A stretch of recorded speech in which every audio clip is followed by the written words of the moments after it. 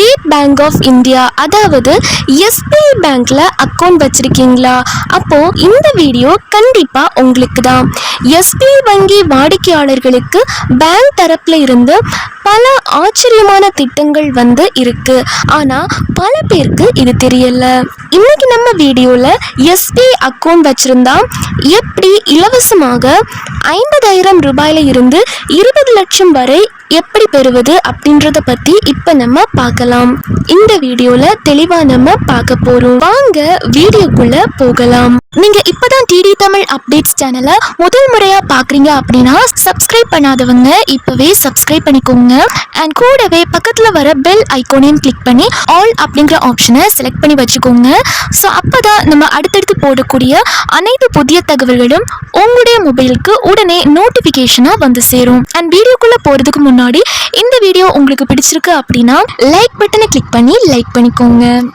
முதல் பெரிய பெனிஃபிட் என்ன அப்படின்னு பாத்தீங்க அப்படின்னா நம்ம எல்லாரும் எஸ்பிஐ ஏடிஎம் கார்டு யூஸ் பண்ணுவோம். அதாவது பேங்க் அக்கௌண்ட் வச்சிருக்க எல்லார்கிட்டையுமே இப்போ ஏடிஎம் கார்டு அப்படின்றது கண்டிப்பா இருக்கும். அந்த ஏடிஎம் கார்டு யூஸ் பண்ணி பணம் எடுப்போம்.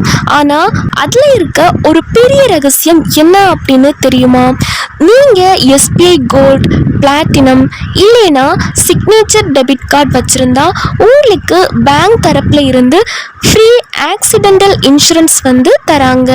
அதாவது நார்மல் ரூபே கார்டு வச்சிருக்கீங்க அப்படின்னா 2 லட்சம் ரூபாயும், கோல்ட் கார்டு வச்சிருக்கீங்க அப்படின்னா 5 லட்சம் ரூபாயும் மற்றும் பிளாட்டினம் கார்டு வச்சிருந்தா 10 லட்சம் ரூபாய் முதல் 20 லட்சம் ரூபாய் வரையும் இன்சூரன்ஸ் கவர் கிடைக்கும்.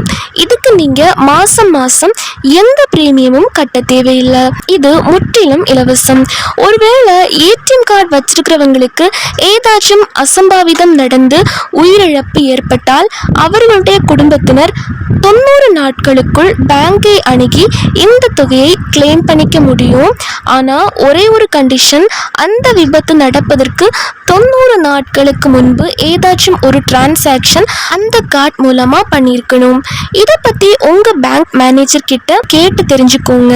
இந்த ஃப்ரீ ஆக்சிடென்டல் இன்சூரன்ஸ் எல்லா பேங்க் அக்கௌண்ட்டுக்குமே பொருந்தும். For example SBI, Indian bank, HDFC bank அப்படின்னு சொல்லிட்டு எல்லா பேங்குக்குமே பொருந்தும். நீங்க ஆர்டினரியான ரூபே கிளாசிக் இல்லைன்னா நான் பிரீமியம் கார்டு வச்சிருந்தா உங்களுக்கு 1 லட்சம் முதல் 2 லட்சம் வரை கிடைக்கும். இதே நீங்க விசா, மாஸ்டர் கார்டு இல்லைன்னா ரூபேல பிளாட்டினம், கோல்ட், சிக்னேச்சர் அப்படின்னு பிரீமியம் கார்ட்ஸ் வச்சிருந்தா 5 லட்சம், 10 லட்சம், சிலருக்கு 20 லட்சம் வரை கூட கவரேஜ் இருக்கு.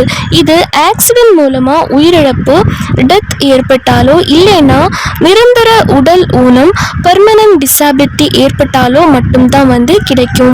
நார்மல் டெத்துக்கு இது கிடைக்காது. அண்ட் முக்கியமான கண்டிஷன் என்ன அப்படின்னா 90 நாட்களுக்குள், அதாவது ஆக்சிடென்ட் நடந்ததற்கு முன்புள்ள 90 நாட்களுக்குள் அந்த ஏடிஎம் கார்டை நீங்க யூஸ் பண்ணியிருக்கணும். ஏதாவது ஒரு டிரான்சாக்ஷன் கண்டிப்பா அந்த ஏடிஎம் கார்டில் நடந்திருக்கணும்.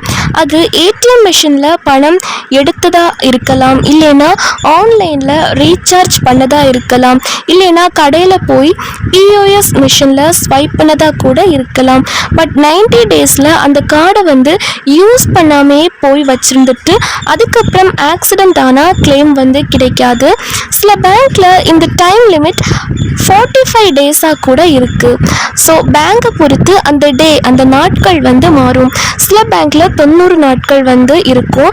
ஆனா சில பேங்க்ல 45 நாட்களுக்கு முன்பு அந்த ஏடிஎம் கார்டு யூஸ் பண்ணியிருந்திருக்கணும். ஸோ உங்களோட கார்டை ரெகுலரா ஆக்டிவா வச்சுக்கோங்க. ஒருவேளை யாருக்காச்சும் அசம்பாவிதம் நடந்துருச்சு, எதிர்பாராத விதமா ஆக்சிடென்ட் ஆயிருச்சு அப்படின்னா இது எப்படி கிளைம் பண்றது? இந்த ஆக்சிடென்ட் நடந்தா 60ல இருந்து 90 நாட்களுக்குள் பேங்கை பொறுத்து அந்த பேங்க் பிரான்ச்சுக்கு நாமினி போய் கிளைம் ஃபார்ம் ஃபில் பண்ணி கொடுக்கணும். இதற்கு என்னென்ன டாக்குமெண்ட்ஸ் தேவைப்படும் அப்படின்னா போலீஸ் எஃப்ஐஆர் காப்பி கண்டிப்பா கேட்பாங்க. அதுக்கப்புறமா போஸ்ட்மார்ட்டம் ரிப்போர்ட் கேட்பாங்க. கேட்பாங்க, டெத் சர்டிஃபிகேட் வந்து கேட்பாங்க, நாமினியோட Aadhaar card, PAN card and bank passbook வந்து கேட்பாங்க. இந்த டாக்குமெண்ட்ஸ் எல்லாம் வச்சு பேங்க் மேனேஜர் கிட்ட கொடுத்தா அவங்க இன்சூரன்ஸ் கம்பெனி கிட்ட பேசி உங்க கிளைமை ப்ராசஸ் பண்ணுவாங்க. ரெண்டாவதா எஸ்பிஐ இ முத்ரா லோன்.